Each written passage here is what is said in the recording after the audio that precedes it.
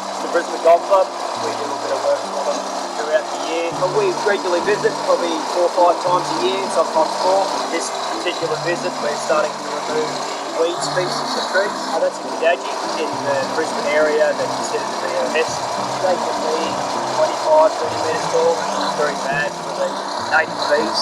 When the bees go to the flower, there's a little seed that gets caught on their wings. They take it back to their hive. The seeds eventually build up around their entrance to their hive and then pop the hive in. But we replant 5 native through here. I think to date they've planted about 10,000 native trees.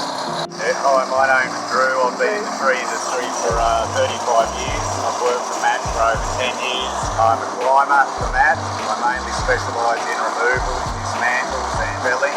Very enjoyable job being outdoors. We're doing a lot of Kadajis here at the golf course, which are quite easy to fell. We fell a tree, we might chip it in half an hour, and then we might spend half an hour just breaking up the mess from it.